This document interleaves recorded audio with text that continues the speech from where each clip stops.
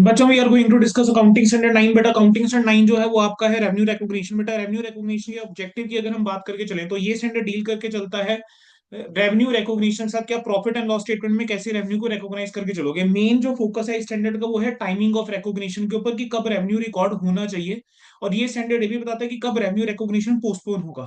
Scope की अगर हम बात करके चले बेटा अकाउंटिंग स्टैंडर्ड 9 जो है वो डील करता है उस रेवेन्यू के साथ जो अराइज होता है ऑर्डिनरी कोर्स ऑफ बिजनेस में, गुड्स बेच के, सर्विसेज रेंडर करके, या use by others of enterprise resources जिसके ऊपर इंटरेस्ट, रॉयल्टी और डिविडेंड आपके कवर हो जाते हैं। अकाउंटिंग स्टैंडर्ड 9 जो है बेटा कुछ चीजों के साथ डील करके नहीं चलता है। बेटा ये चीजें हमको ध्यान से पता होनी चाहिए। इनमें से किसी के ऊपर वो एमसीक्यू बना सकता है। किस किस का अकाउंटिंग 9 डील करके नहीं चलेगा। जो आपका रेवेन्यू होता है फ्रॉम कंस्ट्रक्शन कॉन्ट्रैक्ट, जो आपका रेवेन्यू होता है हायर परचेज या लीज एग्रीमेंट से, जो आपका रेवेन्यू होता है गवर्नमेंट ग्रांट या अदर सिमिलर सब्सिडी से, या फिर जो आपका रेवेन्यू है इंश्योरेंस कॉन्ट्रैक्ट का ऑफ इंश्योरेंस कंपनीज। अब अकाउंटिंग स्टैंडर्ड 9 जो है बेटा उसके अंदर वो कहता है कि फॉलोइंग आइटम जो है वो इंक्लूड नहीं होंगी डेफिनेशन ऑफ रेवेन्यू में। आपका कोई भी रियलाइज गेन है from disposal of non current assets, कोई अनरियलाइज गेन है from holding of non current assets, आपने कोई एसेट होल्ड करा हुआ है, नॉन करंट एसेट्स एप्रिशिएट हो गया है वो, ठीक है, कोई भी आपका रियलाइज गेन है डिस्चार्ज करने के लिए, कोई भी obligation let's in its carrying amount, या कोई अनरियलाइज गेन है, कोई रीस्टेट करा है आपने किसी ऑब्लिगेशन के अमाउंट को, या कोई रियलाइज या अनरियलाइज गेन है जो change in foreign exchange rate की वजह से हुआ है या ट्रांसलेशन की वजह से हुआ foreign currency financial statement. Then आपका कोई भी अनरियलाइज होल्डिंग गेन है किसी करंट एसेट्स की वैल्यू के अंदर चेंज हुआ है, कोई नेचुरल इंक्रीज हुआ है हर्ब्स एग्रीकल्चर और फॉरेस्ट प्रोडक्ट में। डेफिनेशंस की बात करके चलें तो बेटा रेवेन्यू क्या होता है। रेवेन्यू जो होता है वो ग्रॉस इनफ्लो होता है कैश का, रिसीवेबल का या अदर कंसिडरेशन का जो ऑर्डिनरी कोर्स में अराइज होता है गुड्स बेच के, सर्विसेज रेंडर करके, या यूज करके resources use by others of enterprise resources जिसपे आपको इंटरेस्ट, रॉयल्टी एंड डिविडेंड आता है। अगर एक एजेंसी रिलेशनशिप है तो रेवेन्यू क्या होता है बेटा, कमीशन होता है, ना कि ग्रॉस इनफ्लो। कहेंगे जो अमाउंट ऑफ रेवेन्यू होगा वो कैसे ट्रांजेक्शन के अंदर डिटरमिन होगा, जो एग्रीमेंट हुआ होता है पार्टीज के बीच में उस बेस के ऊपर। अब सबसे पहले हम स्टार्ट करके चलेंगे use by others of enterprise resource yielding interest, royalty, dividend. बेटा इंटरेस्ट क्या होता है, इंटरेस्ट बेसिकली चार्ज होता है कैश रिसोर्सेज यूज करने के लिए या जो भी अमाउंट ड्यू होता है एंटरप्राइजेस को। इंटरेस्ट को टाइम पर पोर्शन बेसिस के ऊपर क्या करा जाता है, रेकॉग्नाइज करा जाता है, टेकिंग इनटू कंसीडरेशन कि कितना अमाउंट आउटस्टैंडिंग है और रेट एप्लीकेबल क्या है। तो बेटा अगर पेपर में क्वेश्चन आता है आपको ये चीज लिख कर आनी है, टाइम पर पोर्शन बेसिस, अमाउंट आउटस्टैंडिंग और एप्लीकेबल रेट। ठीक है, रॉयल्टी जो होता है वो चार्ज होता है किसी एसेट को यूज करने के लिए, नो हाउ हो गया, पेटेंट हो गया, ट्रेड कॉपीराइट हो गया। रॉयल्टी जो है वो रिकॉग्नाइज होती है एक्रूवल बेसिस के ऊपर in accordance with the relevant terms of agreement. Dividend की बात करके चलें वो रिवॉर्ड होता है होल्ड करने के लिए इन्वेस्टमेंट इन शेयर्स। डिविडेंड जो है वो तब रिकॉग्नाइज करना चाहिए जब ओनर का right to receive payment establish हो जाता है, इरिस्पेक्टिव की कौन से ईयर से वो रिलेटेड है। तीनों के अंदर एक कॉमन पॉइंट है कि कोई सिग्निफिकेंट अनसर्टिनिटी नहीं होनी चाहिए अल्टीमेट कलेक्शन को लेकर। अगर अनसर्टिनिटी है तो रेवेन्यू रिकॉग्निशन बेटा पोस्टपोन होगा। और अगर अमाउंट जो रिकवर करना है वो फॉरेन कंट्री से करना है तो उसका भी सेम ही ट्रीटमेंट रहेगा अगर anticipate uncertainty is there. Sale of goods की बात करके चले बेटा, फिर हम सेल ऑफ गुड्स के अंदर क्या आता है कि आपकी कुछ एक कंडीशन सेटिस्फाई होनी चाहिए। उसके अंदर पहली है कि जो सेलर है गुड्स का उसने ट्रांसफर कर दिया है बायर को जो प्रॉपर्टी इन गुड्स है फॉर अ प्राइस, जितना या फिर जितना भी रिस्क और रिवॉर्ड है ओनरशिप का वो ट्रांसफर करा जा चुका है बायर को, और सेलर के पास कोई भी इफेक्टिव कंट्रोल नहीं होना चाहिए गुड्स के ऊपर।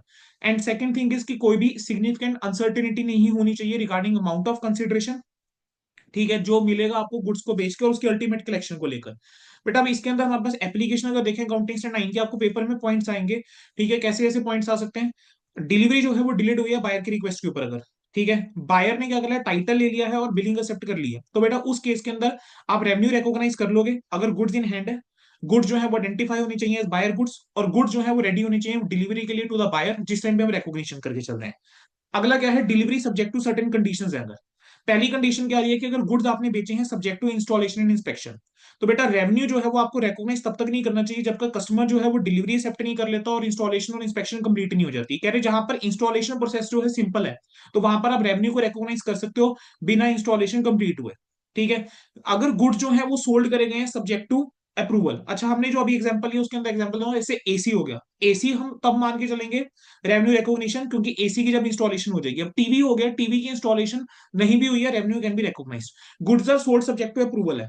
बेटा अब इसके अंदर क्या होता है कि बेटा अगर गुड्स बेचे गए हैं सब्जेक्ट टू अप्रूवल तो उस केस में गुड्स जो है वो फॉर्मली क्या होने चाहिए, एक्सेप्ट होनी चाहिए, या फिर बायर जो है उसने क्या दे दिया कुछ एक्ट कर लिया कि ट्रांजेक्शन अडॉप्ट हो गई है, या जो टाइम पीरियड दिया गया था वो इलैप्स हो चुका हुआ है कि हमने टाइम पीरियड दिया था कि इतने टाइम पीरियड में आप एक्सेप्ट कर सकते हो, वो टाइम पीरियड इलैप्स हो चुका हुआ है, या फिर एक रीजनेबल टाइम निकल चुका हुआ है जहां पर कोई स्पेसिफिक टाइम पीरियड जो है वो नहीं दिया गया था। अगला क्या है बेटा, अगर गुड जो है अगर बेचे हैं बाय गिविंग एंड बायर, कि आपके पास अनलिमिटेड राइट है रिटर्न, यानी गारंटीड सेल्स का केस है, तो रेवेन्यू डिपेंड करेगा एग्रीमेंट और सर्कमस्टांसेस के ऊपर, ये रेवेन्यू कितना कब रिकॉग्नाइज करके चलेंगे। ठीक है, कितना रिकॉग्नाइज करेंगे। जो रिटेल सेल है, offering guarantee of money back, अगर मान लो रिटेल सेल के अंदर ऑफर दे दिया कि भी मनी बैक का ऑफर है अगर आप सेटिस्फाइड नहीं हो, तो हम क्या करेंगे बेटा, रेवेन्यू को रिकॉग्नाइज कर लेंगे, लेकिन हम क्या करेंगे, अपने प्रीवियस एक्सपीरियंस के बेस के ऊपर प्रोविजन बनाकर चलेंगे। कंसाइनमेंट सेल के अंदर क्या होता है, रेवेन्यू रिकॉग्नाइज नहीं करके चलेंगे जब तक गुड्स थर्ड पार्टी को नहीं बेचते। कैश ऑन डिलीवरी के केस में क्या होता है, रेवेन्यू हम तब तक रिकॉग्नाइज नहीं करके चलेंगे जब तक कैश जो है वो सेलर को या एजेंट को नहीं मिल जाता। देन अगर सेल और रीपर्चेज एग्रीमेंट है, तो बेटा सेलर जो है वो एग्री कर जाता है कि वो रीपर्चेज कर लेगा गुड्स बायर से एट अ लेटर डेट, तो उस केस में ये ट्रांजेक्शन जो होती है इन सब्सटेंस फाइनेंसिंग अरेंजमेंट होते हैं, फाइनेंसिंग एग्रीमेंट होते हैं, तो यहाँ पर कैश इनफ्लो जो है वो रिकॉग्नाइज नहीं होना चाहिए एज रेवेन्यू। अगला आता है स्पेशल ऑर्डर है या शिपमेंट्स है। अगर मान लीजिए बेटा पेमेंट जो है स्पेशल ऑर्डर है, शिपमेंट है, जैसे मान लीजिए कस्टमाइज गुड्स हो गए, ठीक है, तो पेमेंट अगर रिसीव्ड हो गई है या तो इन फुल या पार्शियल फॉर गुड्स, ठीक है, जो प्रेजेंटली स्टॉक में नहीं है, रेवेन्यू आप तब तक रिकॉग्नाइज नहीं करके चलोगे जब तक गुड्स मैन्युफैक्चर नहीं हो जाते, आइडेंटिफाई नहीं हो जाते यही गुड्स हैं, और वो रेडी फॉर डिलीवरी नहीं है थर्ड पार्टी को, ठीक है, to buy by third party. अगला आता है sale to intermediate party. Sale to intermediate parties के अंदर क्या होता है, जब अगर गुड्स जो है वो डिस्ट्रीब्यूटर को, डीलर को या किसी और को दिए गए हैं रीसेल के लिए, तो रेवेन्यू जो रिकॉग्नाइज करना चाहिए तब करना चाहिए जब एक सिग्निफिकेंट रिस्क ऑफ ओनरशिप पास हो चुका हुआ है। अगर बायर जो है इन सब्सटेंस एक एजेंट की तरह है, ठीक है, तो उस केस में उसको कंसाइनमेंट सेल की तरह ट्रीट करके चलेंगे। अगला क्या आता है बेटा, सेल जहां पर पेमेंट जो है वो इंस्टॉलमेंट में आ रही है और गुड्स जो है वो फाइनल पेमेंट पे जा रहे हैं, तो रेवेन्यू तब रिकॉग्नाइज करना चाहिए, तब तक रिकॉग्नाइज नहीं करना चाहिए जब तक गुड्स डिलीवर नहीं हो जाते। ठीक है, अगला आता है इंस्टॉलमेंट सेल। इंस्टॉलमेंट सेल के अंदर क्या होता है कि कंसिडरेशन अगर इंस्टॉलमेंट में रिसीवेबल है, तो सेल प्राइस जो आपका एक्सक्लूडिंग इंटरेस्ट एलिमेंट है वो तो आप डेट ऑफ सेल वाले दिन रिकॉग्नाइज कर लोगे, और इंटरेस्ट को हम टाइम प्रपोर्शनल बेसिस के ऊपर अनपेड बैलेंस के ऊपर रिकॉग्नाइज करके चलेंगे। सब्सक्रिप्शन एंड पब्लिकेशंस की बेटा अगर हम बात करके चलें, तो रेवेन्यू जो रिसीव्ड या बिल्ड होता है वो आपका डेफर होता है या रिकॉग्नाइज होना चाहिए आइदर स्ट्रेट लाइन बेसिस के ऊपर over the period of time, या फिर जब आइटम अगर यहाँ पे डिलीवर जो करी गई है अगर वो वेरी कर रही है वैल्यू के अंदर फ्रॉम पीरियड टू पीरियड, जैसे न्यूज़पेपर या मैगजीन्स के केस में कि सैटरडे संडे का न्यूज़पेपर थोड़ा सा ज्यादा कॉस्टली होता है, ठीक है, तो वहां पर रेवेन्यू जो आपका होना चाहिए रिकॉग्नाइज वो किस बेस पे होना चाहिए, जितनी सेल वैल्यू है उन आइटम्स की जो डिलीवर हो चुकी हुई है in relation to total sale value कितनी होगी सारी आइटम्स की जो सब्सक्रिप्शन में कवर्ड है। ट्रेड डिस्काउंट और वॉल्यूम रिबेट की बात करके चलें, तो बेटा रेवेन्यू रिकॉग्नाइज होना चाहिए एक्सक्लूड करने के बाद ट्रेड डिस्काउंट और वॉल्यूम रिबेट। देन हम डिस्क्लोजर की बात करके चलते हैं बेटा, अगेंगे जो डिस्क्लोजर बेटा अकाउंटिंग स्टैंडर्ड 1 के अकॉर्डिंग देके चलने होते हैं, disclosure of accounting policy, enterprise को डिस्क्लोज करना चाहिए वो सर्कमस्टांसेस जहां पर आपने रेवेन्यू रिकॉग्निशन को पोस्टपोन करके चला है। सेल ऑफ सर्विसेज की बात करके चले तो कहते हैं जो रेवेन्यू है फ्रॉम रेंडरिंग ऑफ सर्विसेज, कहेंगे बच्चे वो रिकॉग्नाइज कब होना चाहिए, शुड बी रिकॉग्नाइज जब फॉलोइंग कंडीशन सेटिस्फाइड होगी। पहला, सर्विसेज परफॉर्म हो चुकी हुई है, और जिस टाइम पे रिकॉग्निशन करके चल रहे हैं कोई भी सिग्निफिकेंट अनसर्टिनिटी नहीं होनी चाहिए रिगार्डिंग कि कितना अमाउंट रहेगा उसकी कलेक्शन को लेकर। अगर अनसर्टिनिटी है तो रेवेन्यू पोस्टपोन होना चाहिए रिकॉग्निशन। अब रेवेन्यू रिकॉग्निशन के बेटा अब मेथड्स क्या रहते हैं, एक होता है प्रोपोर्शनेट कंप्लीशन मेथड, दूसरा होता है completed service contract method. Proportionate completion method ये कहता है कि यहाँ पर परफॉर्मेंस के अंदर क्या होते हैं, एक से ज्यादा एक्ट होते हैं, रेवेन्यू को आप प्रोपोर्शनली रिकॉग्नाइज करके चल रहे हो डिग्री ऑफ कंप्लीशन के बेस के ऊपर, जैसे आप कंस्ट्रक्शन कॉन्ट्रैक्ट में भी करके चलते हो। रेवेन्यू रिकॉग्नाइज होता है वो डिटरमिन किस पे हो सकता है कि कॉन्ट्रैक्ट की वैल्यू कितनी है, एसोसिएटेड कॉस्ट कितनी है, कितने एक्ट्स हैं, या कोई अदर सूटेबल बेसिस के ऊपर। जहां पर सर्विसेज जो बेटा अगर प्रोवाइड हो रही है by an indeterminate number of acts एक स्पेसिफाइड पीरियड में, तो रेवेन्यू को रिकॉग्नाइज करके चलेंगे स्ट्रेट लाइन बेसिस में ओवर अ स्पेसिफाइड पीरियड। अब अगला हम बात करके चलें बेटा कंप्लीटेड सर्विस कॉन्ट्रैक्ट मेथड की, तो बेटा इसके अंदर जो परफॉर्मेंस होती है या तो उसके अंदर एक सिंगल एक्ट होगा, या फिर सर्विसेज जो परफॉर्म हो रही है वो एक से ज्यादा एक्ट के अंदर परफॉर्म हो रही है, और जो services yet to be performed है वो सिग्निफिकेंट है इन रिलेशन टू जो ट्रांजेक्शन एज अ होल है। ठीक है, यहाँ पर हमने क्लास में अगर एग्जांपल दिया जैसे करा था कि जैसे मैरिज के केस में बेटा प्री वेडिंग फोटोशूट का आजकल चला हुआ है, तो मैं कह रहा हूँ कि फोटोशूट हो चुका हुआ है लेकिन अभी तक वो वीडियो सामने नहीं आई है, तो वो पार्ट्स एक्ट्स तो हो चुके हैं, फोटोज तो क्लिक करी जा चुकी हुई है, लेकिन अभी मेन जो चीज है वो वीडियो जो है वो सामने क्या है नहीं आया है। तो हम कहेंगे हम ये नहीं कह सकते कि परफॉर्मेंस जो है वो कंप्लीट हो गई है। तो ठीक है, हम यहाँ पर कहते हैं कि रेवेन्यू को आप तब रिकॉग्नाइज करके चलोगे जब सोल या फाइनल एक्ट हो जाएगा और सर्विस चार्जेबल हो जाएगी। अब हम बात करके चलेंगे अगर रेंडरिंग और सर्विसेज के केस में, बेटा AS9 कैसे वर्क करेगा, जो इंस्टॉलेशन फीस है आप रेवेन्यू तब रिकॉग्नाइज करके चलोगे जब इंस्टॉलेशन कंप्लीट हो जाता है या और एक्सेप्ट कर लिया है किसने, कस्टमर ने। अगर एडवर्टाइजिंग कमीशन है तो रेवेन्यू को रिकॉग्नाइज आप तब करके चलोगे जब सर्विस कंप्लीट हो गई है। अगर एडवर्टाइजिंग एजेंसी है तो मीडिया कमीशन रिकॉग्नाइज तब होगा जब कमर्शियल पब्लिक के सामने आ जाएगा और निसेसरी इंटीमेशन जो है एजेंसी को मिल गई है। ठीक है, इन केस अगर प्रोडक्शन कमीशन है तो जब प्रोजेक्ट कंप्लीट हो जाएगा तो आप रेवेन्यू रिकॉग्नाइज कर लोगे। इंश्योरेंस एजेंसी कमीशन के केस में जिस दिन आपका जो रेवेन्यू कब रिकॉग्नाइज होगा, जब इफेक्टिव कमेंसमेंट हो रही है पॉलिसी की, या जो रिन्यूअल डेट है पॉलिसी की वहां से।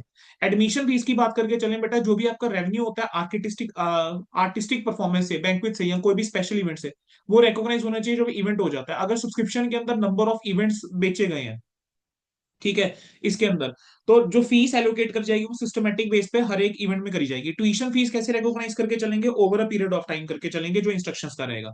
एंट्रेंस फीस जो होती है वो डिपेंड करेगा नेचर ऑफ सर्विस के ऊपर, जनरली कैपिटलाइज करा जाता है।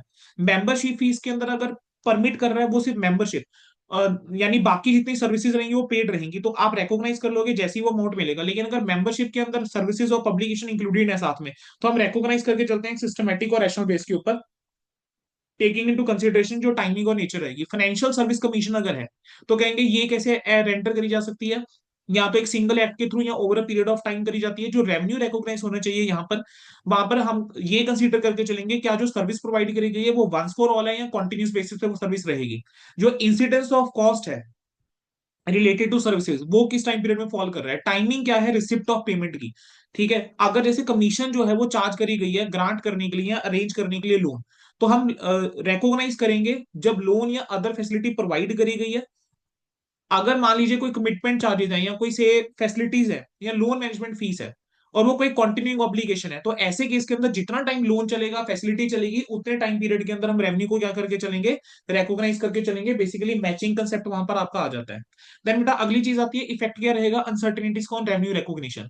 कहेंगे जहां पर देखो आप असेस कर पा रहे हो कि अल्टीमेट कलेक्शन जो है वो नहीं हो पाएगा रीजनेबल सर्टेनिटी के साथ, तो वहां पर आपको क्या करना चाहिए, रेवेन्यू रिकॉग्निशन को पोस्टपोन करना चाहिए टू द एक्सटेंट जब तक अनसर्टेनिटी इन्वॉल्व है। जहां पर अनसर्टेनिटी नहीं है, ठीक है, रिगार्डिंग द अल्टीमेट कलेक्शन, तो उस केस में रेवेन्यू जो है वो रिकॉग्नाइज होना चाहिए जिस टाइम पे सेल हुई है या सर्विसेज रेंडर हुई है। ठीक है, इवन अगर पेमेंट इंस्टॉलमेंट में है, अगर अनसर्टेनिटी जो होती है वो सब्सिक्वेंटली आती है, इसके ऊपर एमसीक्यू बन सकता है बेटा, तो आपको एक सेपरेट प्रोविजन जो है वो बना के चलनी चाहिए। और रेवेन्यू जो ओरिजिनली आपने रिकॉर्ड करा था शुड नॉट बी एडजस्टेड। कह रहे हैं जहां पर अनसर्टेनिटी है रिगार्डिंग द कंसिडरेशन रिसीवेबल, तो वहां पर रेवेन्यू रिकॉग्निशन क्या होना चाहिए बेटा, पोस्टपोन होना चाहिए। तो बेटा दिस वाज योर AS9।